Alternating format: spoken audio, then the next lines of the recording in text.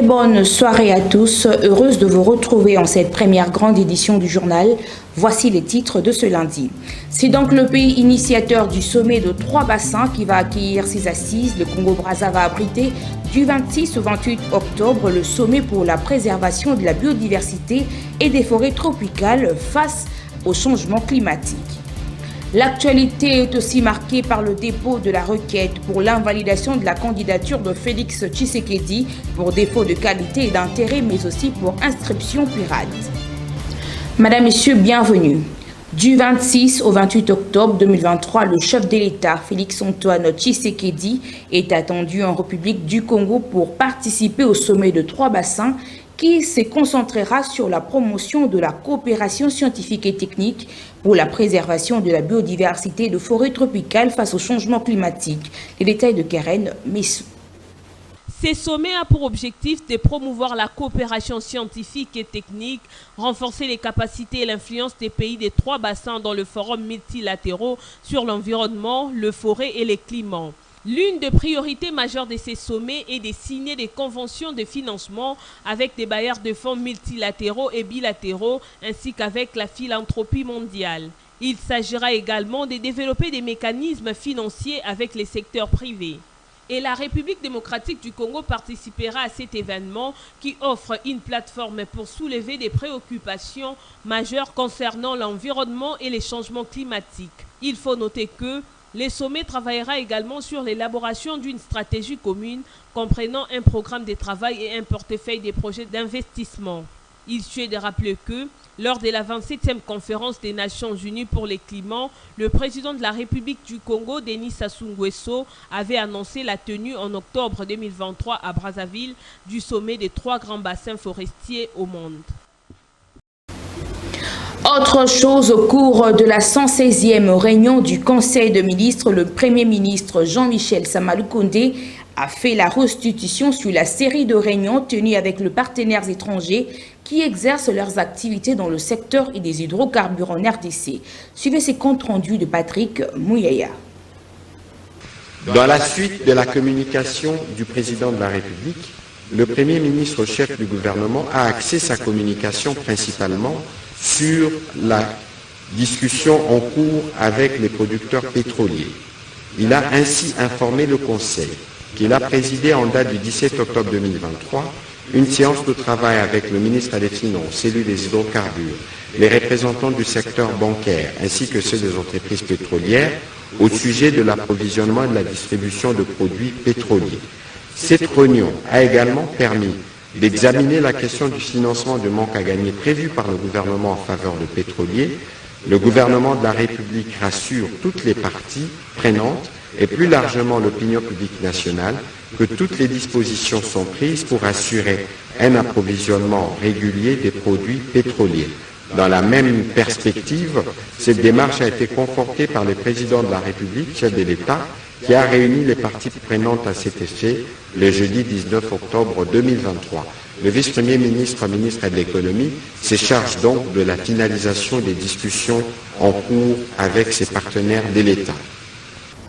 Au chapitre du point d'information, toujours dans cette importante réunion du Conseil de ministres, le vice-premier ministre en charge de la fonction publique, Jean-Pierre Liaou, a tablé sur le processus de la titularisation des agents publics de l'État en présentant la note d'information du régime contributif au système social. Instauration d'un régime contributif de sécurité sociale en faveur des catégories d'agents publics de l'État. Le vice-premier ministre, ministre de la fonction publique, modernisation de l'administration publique et innovation du service public, a présenté aux membres du Conseil la note d'information relative à l'instauration d'un régime contributif de sécurité sociale en faveur de certaines catégories d'agents publics de l'État prestant au sein des institutions publiques et autres services de l'État assimilés. C'est le cas des catégories d'agents publics qui ne disposent aujourd'hui d'aucun système de protection sociale obligatoire pouvant leur garantir un minimum vital après leur période des activités de service. Il s'agit notamment de membres du gouvernement central, les membres de gouvernements provinciaux, les membres des organes exécutifs et délibérants des entités territoriales décentralisées, les gouverneurs de province, les mandataires publics, de membres du Conseil économique et social et autres membres de cabinets politiques. La loi numéro 22/31 du 15 juillet 2022 portant régime spécial de sécurité sociale des agents publics de l'État, qui pouvait répondre à cette préoccupation, n'a malheureusement réussi à couvrir tous les agents publics de l'État. Pourtant, depuis la Déclaration universelle des droits de l'homme du 10 décembre 1948, la sécurité sociale est un droit humain fondamental. Pour faire face à cette situation et en s'inspirant des bonnes pratiques dans le monde, y compris dans certains pays africains, il est souhaitable d'entrevoir un système qui ne laisse personne au bord de la route, de mettre en place un mécanisme spécifique de couverture sociale des agents exerçant les fonctions politiques et leurs assimilés. Il s'agit donc d'un dispositif de sécurité sociale géré par la capitalisation, basé sur la contribution individuelle des agents concernés en cours de service. Il a l'avantage d'être cumulable avec tous les autres dispositifs de sécurité sociale auxquels ont droit les agents publics concernés antérieurement ou postérieurement à l'exercice de fonctions politiques. D'après la chaîne d'information panafricaine Africa News, le président angolais a présenté le cantonnement de rebelles du M23 comme l'élément qui bloque le processus de médiation de l'Union africaine pour la normalisation de relations entre la RDC et le Rwanda. Lors de son arrivée à Nairobi pour participer aux festivités de la fête nationale du Kenya, le président en exercice de la CIRGL, Joao Lourenço, a eu aussi des échanges avec son homologue kényan. Après un tête-à-tête au State House, les deux chefs d'État ont animé un point de presse dans lequel Joao Lourenço a reconnu qu'ils avaient fait ensemble de grands progrès, tant dans le processus de Luanda que dans celui de Nairobi, mais les cantonnements des rebelles du M23 entravent ces processus. De sa part, le président kényan William Ruto a proposé des consultations pour faciliter les cantonnements de ces rebelles. Pendant ces temps, à l'est de la République démocratique du Congo, dans les territoires de Nyiragongo, les affrontements se poursuivent entre le Wazalendo et les rebelles du M23 qui bénéficient de l'appui de l'armée rwandaise. Processus électoral, le candidat président de la République, Seth Kikunu, a introduit une requête pour l'invalidation de la candidature de Félix-Antoine Tshisekedi Tshilombo pour défaut de qualité et d'intérêt, aussi pour inscription pirate. D'après la requête de ses avocats, ils expliquent à la Cour que le président de la République était proclamé par la Cour constitutionnelle sous l'identité de Félix Tshisekedi Tshilombo, devenu miraculeusement Tshisekedi Tshilombo Félix-Antoine. Ils évoquent l'inattaquabilité et l'inopposabilité de l'arrêt de la Cour constitutionnelle. Toujours au tour de candidat à l'élection présidentielle de décembre 2023, dans une conférence de presse tenue le week-end dernier, Denis Mukwege revient sur ses propos relatifs au dossier du genre, dont certains le qualifient d'un recadrage ou encore une réponse aux propos du candidat Félix-Antoine Tshisekedi le jour du dépôt de sa candidature. Il n'est nullement question de sexualité.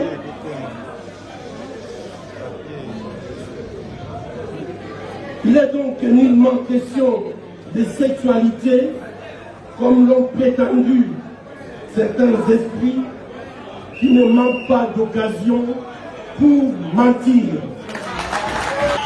Et à nous de nous poser la question, est-ce que d'une mauvaise source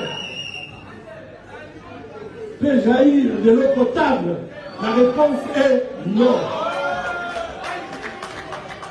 Chers compatriotes, le modèle d'hygiène dont nous avons besoin pour réparer notre pays et le rendre viable est défini par un grand penseur du 1er siècle qui dit, je le cite, que personne ne méprise ta jeunesse, mais sois un modèle pour les fidèles en parole, en conduite, en charité, en foi et en pureté.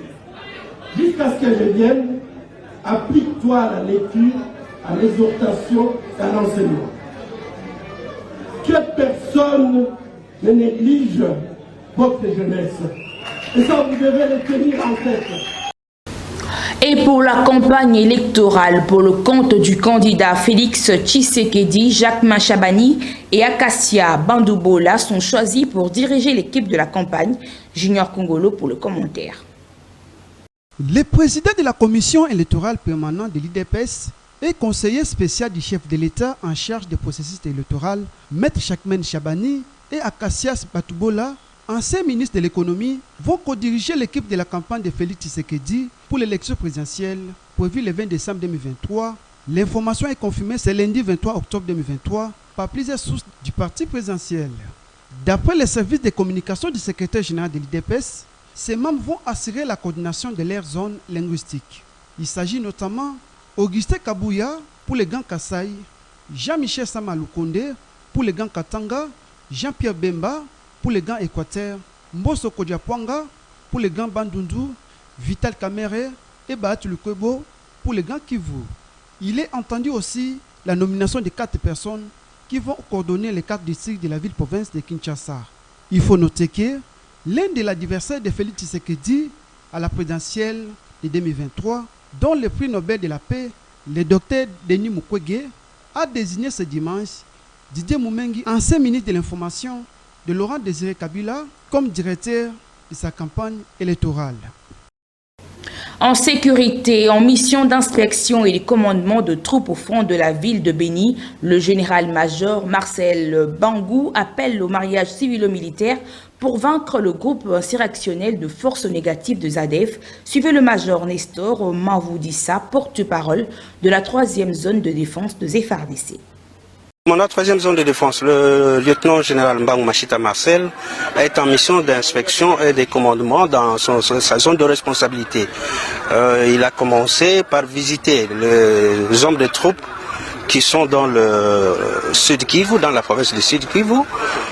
Il était à Goma pendant 4 jours et maintenant il vient d'arriver à Béni, juste pour une visite d'inspection, d'itinérance, d'inspection et de commandement. La présence, c'est un réconfort d'abord pour les hommes des troupes qui sont engagés dans la lutte contre les ADF, mais aussi c'est une manière pour lui de lancer un appel à tous les groupes armés qui écument encore l'Est de la République démocratique du Congo à pouvoir adhérer au programme lancé par le chef de l'État, le programme de PDDRCS. Nous profitons de l'opportunité pour demander à la population de pouvoir collaborer avec son armée, puisque c'est l'unique armée que nous avons, à pouvoir dénoncer les velléités de l'ennemi pour que nous puissions être en mesure de la sécuriser convenablement.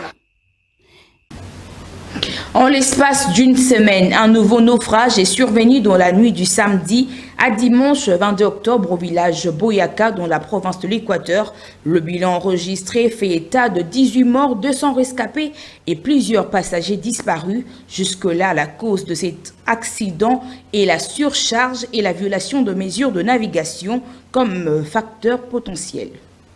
Après le naufrage survenu le 13 octobre dernier, faisant une cinquantaine de morts et une centaine de disparus, un nouveau accident s'est produit sur le fleuve Congo en l'espace d'une semaine, causant la mort de 18 personnes, 200 rescapés et plusieurs disparus au village Boyeka, en aval de Bassan-Koussou dans la province de l'Équateur.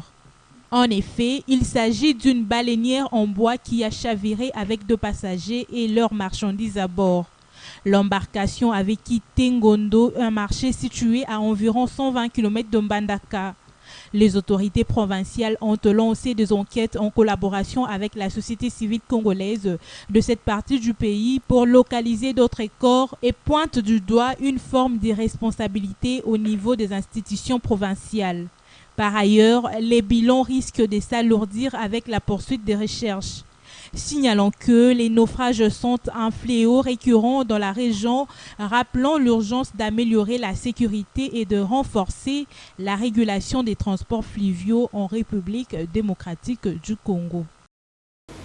Dans un autre chapitre, la Fondation Motema ya Mwasi, en collaboration avec l'ONG Banga, a organisé une journée de formation portant comme thème l'autonomisation de la femme congolaise dans le secteur de l'entrepreneuriat. Retour en image avec Jonathan Chibambe. Au total, plus de 70 femmes étaient présentes pour assister à la journée des formations sur l'autonomisation de la femme congolaise dans le secteur d'entrepreneuriat. Une activité organisée par la Fondation Motema ya Mwasi en collaboration avec l'ONG Banga.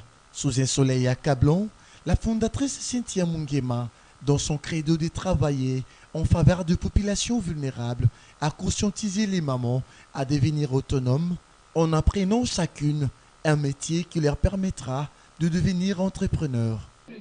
Bon, j'ai fait appel à plusieurs mamans, c'était pour les sensibiliser d'abord, pour qu'ils puissent connaître, qu'ils doivent s'entreprendre, qu'elles doivent devenir autonomes, qu'elles doivent créer ce qu'elles doivent faire, qu'elles doivent produire un plus, apporter une pierre de plus à l'édifice du Congo. Le Congo est un chantier. Nous devons savoir que tout un chacun de nous a une lourde charge d'apporter son apport dans cette grande construction.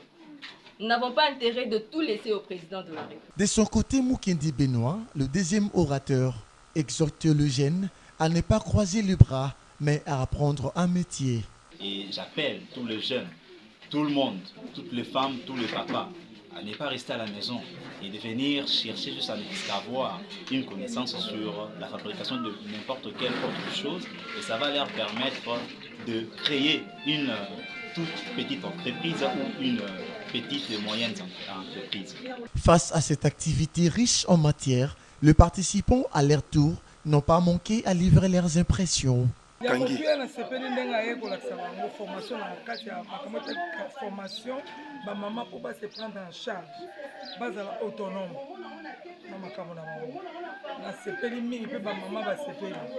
Notons que la Fondation Motema ya Mwasi, chapeautée par sa fondatrice Cynthia Mungema, vise à pérenniser cette série d'activités dans la mesure de contribuer tant soit peu à l'émancipation de la femme congolaise. En sport, loin de la ville de Lubumbashi, le tout-puissant Mazembe a enregistré une victoire face à l'Espérance sportive de Tunis à Dar es Salaam le dimanche 22 octobre dernier en match comptant de la première édition de l'African Football League. Espoir Kinovidi pour le point. Tchèque Fofana est le nom des libérateurs du tout-puissant Mazembe face aux Tunisiens de l'Espérance sportive au début de la soirée du dimanche 22 octobre dernier dans la capitale tanzanienne. 11 minutes après le coup d'envoi, les Corbeaux marquent l'unique but de la rencontre dans cette explication des quarts de finale aller de la première édition de l'African Football League. Right short this corner. Kinzumbi whips into the far post and we have the opening goal. 11 minutes gone and it's a powerful header. Même résultat. À la pause, les Tunisiens ont tenté de revenir au score, mais ils voient leur but refusé par la VAR suite à une position litigieuse à la 69e minute. Au coup de sifflet final, Mazembe l'emporte par 1-0 malgré qu'ils ont joué loin de Kamal City suite à une décision de la Confédération africaine de football pour avoir constaté un retard dans la logistique de ces matchs. Fin de la rencontre, Moïse Katumbi, ovationné par le public, obligé de faire la ronde du stade pour saluer à son tour les Badiangwena qui ont effectué le déplacement de Lubumbashi pour Dar es Salaam. Dans la même logique, Simba de Tanzanie a été accroché à domicile en match d'ouverture par Al Hilal le samedi dernier. Par contre, Atlético Petro de Luanda a perdu par 2-0 face à Mamelodi Sundowns de l'Afrique du Sud et Enumba FC s'est ingénué sur une note étriquée devant Wydad Atlético Club. D'un dossier à un autre, les enfants judokas apprennent non seulement le judo, mais aussi le métier. C'est l'école du judo de Barombo Croix-Rouge qui s'est engagée dans cette optique d'apprendre tout petit plusieurs métiers pour le rendre utile à la société congolaise. Suivez. Surtout que les autres histoires sont autant à la pembeni, na moi to yekolaka menuiserie parce que naza moko na sala menuiserie. Alors ya kofandisaka ba judoka dans les neya. Na profitaki na moi wana ba yekolaka musala na pourquoi to sali judo.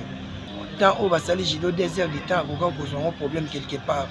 Vous mettez kuta na ngona tatami to diviser ya awa et puis discipline ya awa quelque soit moko nga bunga mais ndambo awuti kozwa awa ediminaka pe oyo déjà moto azalaki nango ye moko.